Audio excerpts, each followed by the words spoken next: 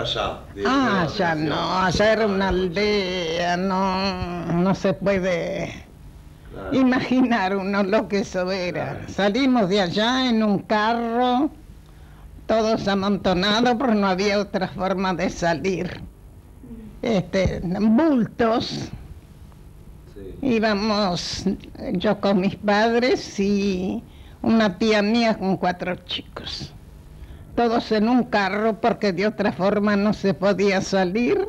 No había otra locomoción. Y el pueblo atrás, caminando un poco, llorando a todo lo que da, porque sabían que no los volvían a ver. Claro. 6 años, a los 6 años llegué, el 30 de abril de 1906.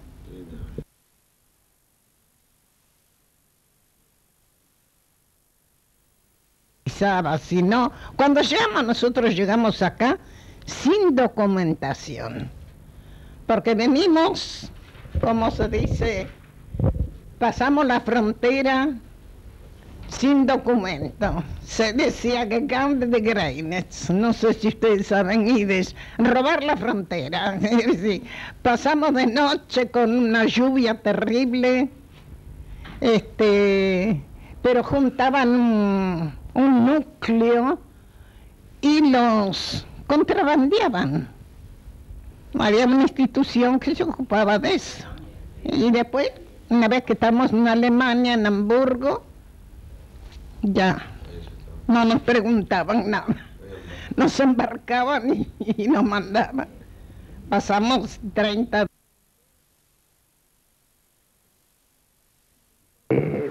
Justo unos meses antes de estallar la guerra,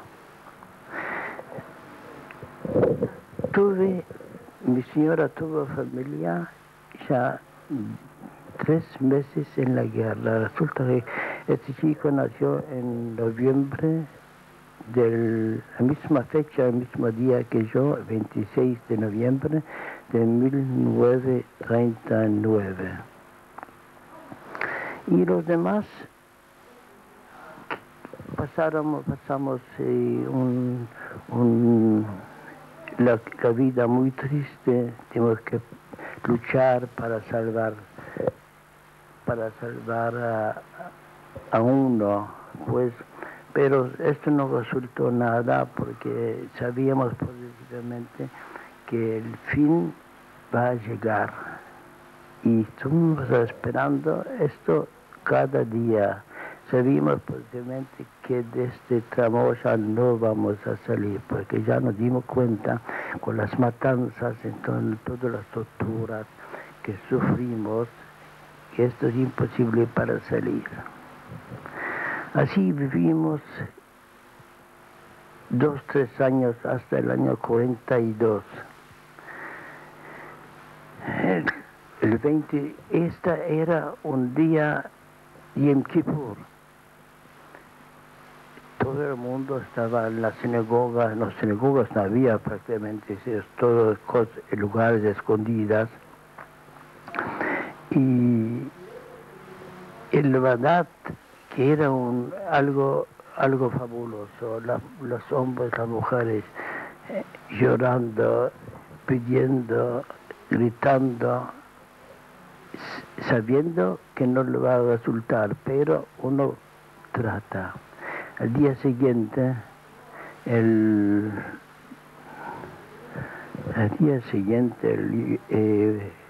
Yom Kippur, pasó que vinieron los alemanes y los ucranianos y sacaron a todo el mundo a la calle. Tuvimos que pasar a un lugar donde estaban eligiendo. Entre 10.000, por ejemplo, eligieron, no sé, 40, 50 para el trabajo, los demás mandaron a los trenes cargándolos a Tremblay.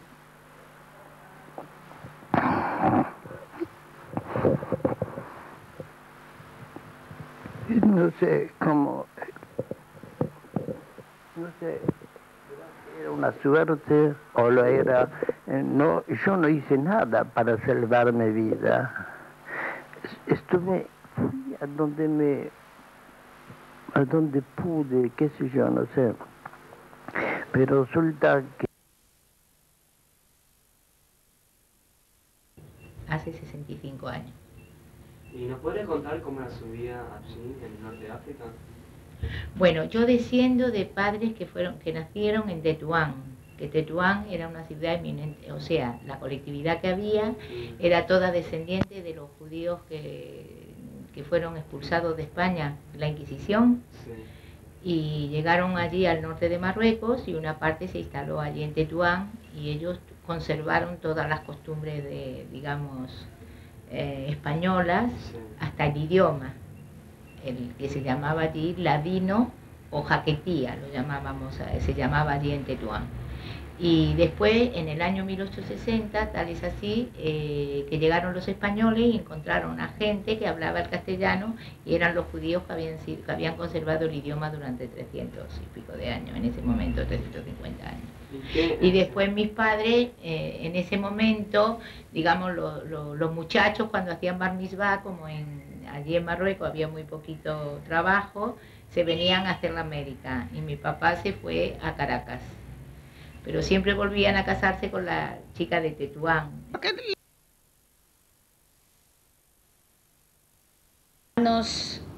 Especialmente a los judíos, ya nos perseguían muchísimo.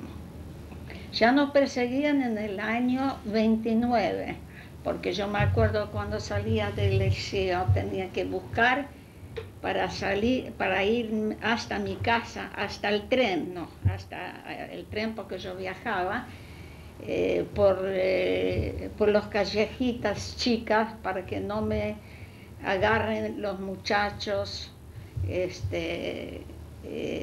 ya nacionalistas, polacos, que ya sabían y se dieron cuenta porque uno contaba al otro cuál es judía y cuál no. Y nos perjudicaron mucho, porque nos tiraban los libros, nos tiraban los gorros, tenían unos palitos largos, eso como se llama, que son muy flexibles,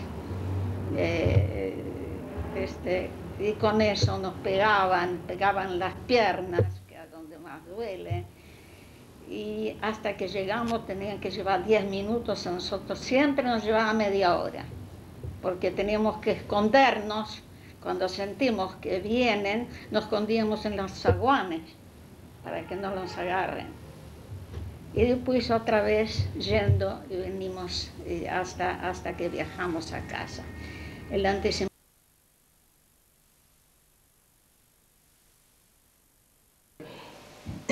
Me acuerdo los sótanos arriba, que se subían, no es como ahora.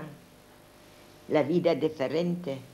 Arriba, donde el guerrillero, teníamos que escondernos allá, si no vinieron los demacos y los casacos con los sables y cortaron las cabezas y les llevaron en los puntos.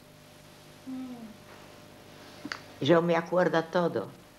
Y cuando vos ves a veces, no sé si vos vistes la cinta, Un hogar en el mundo.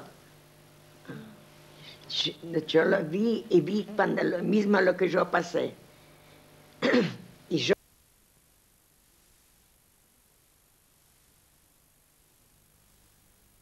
pues me mandaron al campo que son de Buchenwald. De Buchenwald me mandaron otro, Speichingen. Era terrible todo, era casi prácticamente inaguantable. Pensaba que unos días más y esto se va a terminar, no pude más, pero resulta en este momento, en poco tiempo, entraron los americanos, yo emigré a Francia, a París, allá estuve 6 meses, pues de allí conseguí sacar una entrada a Paraguay, diciendo que soy polaco y me dieron una entrada. Y vine a Paraguay, estuve varios días, yo tenía aquí familiares, me ayudaron a salir del Paraguay yendo a Buenos Aires en un día, el 1 de enero de 1947.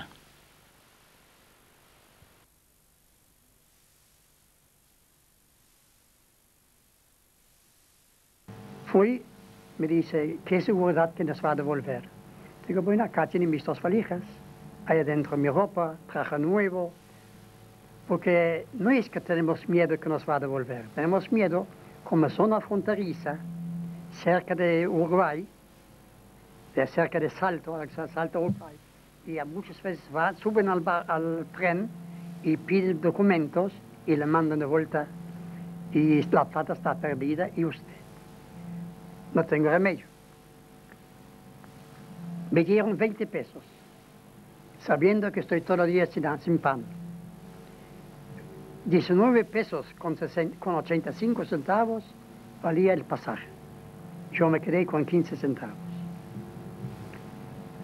Bueno, sabía que un tranvía de 10 centavos y justamente tenía la dirección de mi tío, que vivía en Villa Urquiza.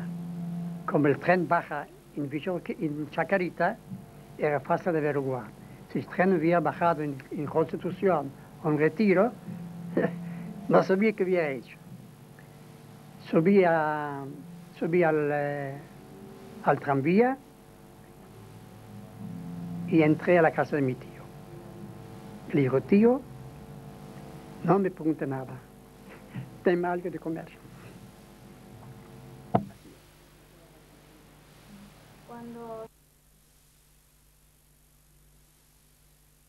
De su casa de acá, la primer casa. ¿Y cómo no? La estoy viendo. La estoy viendo en la calle, vivíamos en la calle de Ampunes, al 1300. Después nos mudamos a la vuelta, un conventillo. Había, ya después como venían amigos, conocidos, entonces nosotros teníamos una pieza y otro conocido en otra, ya éramos un grupo nos manteníamos. Y acá en la casa vive uno que el tío de él vivió con nosotros en la misma casa. Los que vivían en el conventillo, los que se conocían entre ellos, ¿eran todos judíos ustedes? No, había italianos, españoles, había de todo, pero los judíos eran el grupito que se mantenía. Uno iba a la casa del otro a tomar un té o a aprender a tomar mate. ¿Iban al templo? ¿Habían acá templos, acá cuando llegaron? Sí. Había, en el centro había, pero en el barrio donde vivíamos nosotros, no, en Parque Patricios no. Sí. Pero después se hizo un templo, se juntó unos cuantos y compraron una casa vieja, hicieron un era una casa vieja, sacaron una pared y hicieron una L, era un salón. En otra habitación había un heider. Era un solo maestro para los grandes, para los chicos. No. Y después en otra habitación más chica hicieron un banco. El hoy Banco Patricios. Ahí nació el Banco Patricios. Y una habitación bien chiquita. Se juntaron unos cuantos y vieron la necesidad de la ayuda y fundaron el banco. Y me da una satisfacción tan grande de ver lo que es ahora el banco. Sí, o sea, todos los que fundaron el banco, todos los fundaron.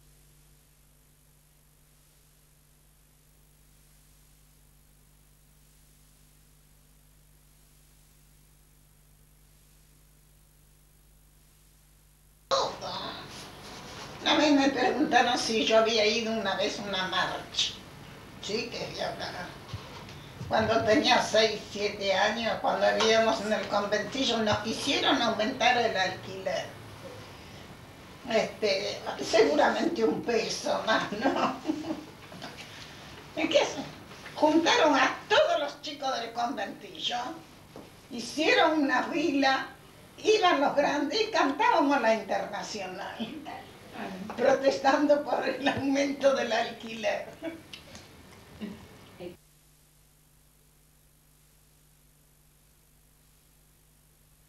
Los casamientos que eran los más lindos del mundo. O sea que los casamientos se hacían en la casa de uno. Se preparaba, se limpiaba el pasto y se asentaba. Venían todos los vecinos, colaboraban. Por eso la amistad de antes es tan divina. Vos sabés que venían con unos palos especiales y golpeaban y afirmaban el piso y se mojaba. Y se hacía una carpa. Y venían todas las vecinas, amasaba el estudri, el leica, los pescados rellenos, los pollos, todo se hacía. Bueno, y venían, se hacía la jipa, como corresponde, se servía la cena y se traía orquesta. Ya en aquel entonces, en Clara, había unas orquestas. ¿Quién lo casaba? Cualquier persona mayor. No tenía que ser un rabino precisamente. Cualquier persona mayor podía casar. Así nos casaron a nosotros. ¿Mayor de cuándo?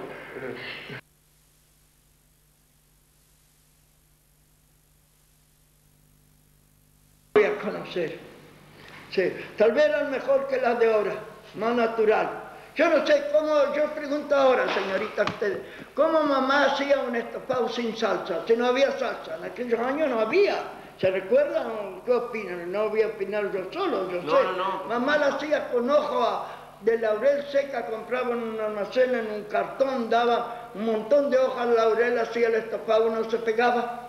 No sé por qué, y ahora hay que echar esa salsa, no es buena, porque quema, hay que comprarla buena, quema acá un poco, no es así.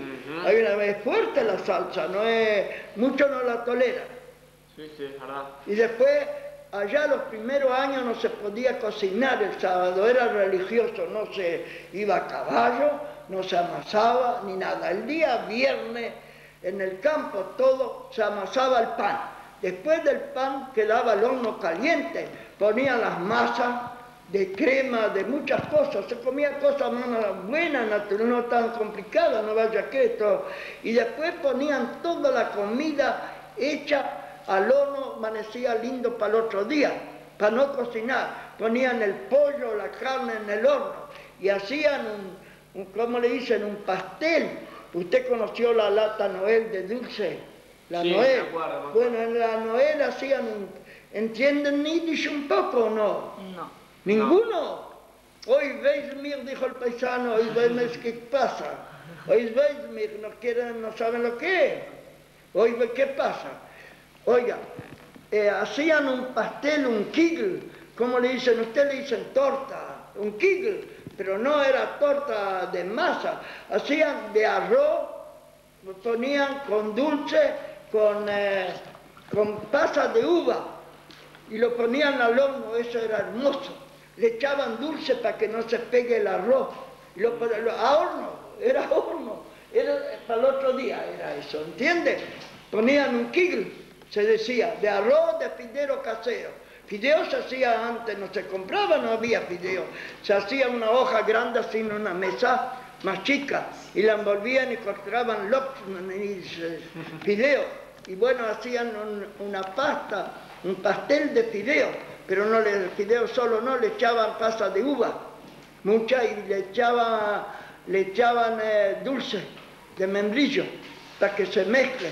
Eso era hermoso. Se comía bien, había mucha quinta, papá hacía grandes quintas, muñata propia, papa propia, durano propio, pera, ¿entiende? Membrillo había mucho en casa, hacían compota, se hacía el membrillo. Los sábados iban Y ciruela, se comía, se hacía otra mamá, hacía un chimes, yo no sé cómo lo hacían, una comida yo no sé cómo ella le echaba un polvo, había. Ella picaba muñata, papa, picaba y mucha ciruela y zanahoria. Y lo ponía en el horno, pero le echaba un polvo. Era una comida mezclada, le decíamos en el judío tzimes, ahora no sé cómo es, porque era una mezcla. Tenía muñata, pedacitos papa, mucha ciruela y qué más le echaba, y zanahoria, pedacito. Eso lo ponía al horno, se hacía lindísimo. Sí, había los sábados. Criamos nosotros, mamá tenía un don para criar pavos. El día sábado ponían un pavo al horno con un pollo. Y no se cocinaba los años fanáticos. Se descansaba, era el día de descansar. Uno iba a la biblioteca, había la escuela, el centro. Se juntaba las dos colonias, se juntaba a leer, leía, a llevar libros. Nos juntábamos en la escuela. ¿Entiendes? La escuela estaba cerquita, estaba a 1000 metros. Nos íbamos toda la gente, se juntaban allá la mayoría y había siempre un lector que leía de un libro o en castellano o en judío, leía por la gente. ¿Entendés? Había dos personas que leían. Un hermano mío que trabajaba en Buenos Aires, que era armador, cuando venía era lector. Y después otro muchacho vecino. Se juntaba el sábado. En los años antes no se trabajó sábado. A pie, no se ataba a sulky ni a caballo, nada. ¿Entiendes? No era. Después ya le negamos la ley. Porque estábamos más grandes, ya íbamos a caballo, ya hacíamos toda la macana. Negamos a los viejitos la ley. No se podía canear solo un pollo, ¿sabes? En los años de la religiosa.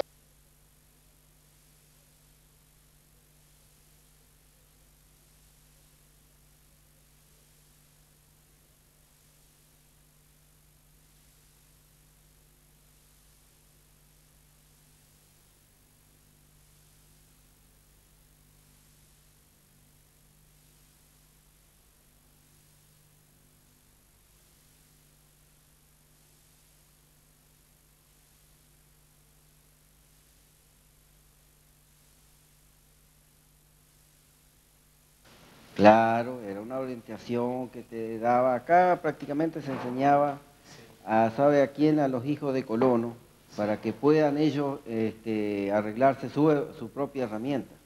Ese era el fin de esta horta. Y qué sé yo, por lo menos venía un colono, que yo tenía donde arreglarse, por ejemplo, en la campaña que trillaban, ellos sabían que acá venían y se les solucionaba el problema. ¿Y antes, por ejemplo, cómo se realizaba eso? Antes de que no existiera. Y antes era bastante difícil la cosa. Era difícil. Era difícil porque casi no había talleres. ¿Por qué ingresó usted a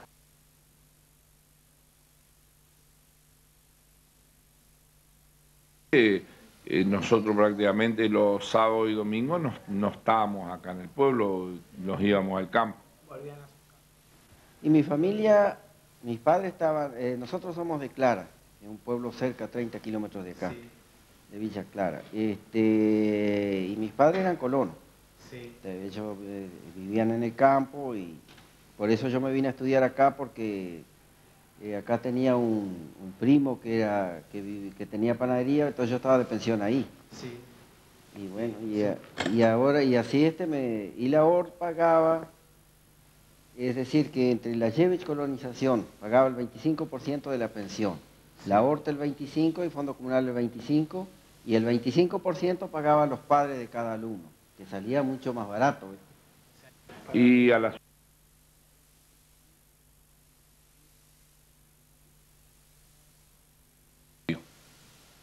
teníamos compañeros de distintas partes del país, porque yo tenía compañeros que eran de Bernasconi, de Rivera, otros de Avídor, de Colonia Avídor, de la zona acá, de las zonas rurales acá de las colonias, que nos vinimos a conocer en la escuela Horta.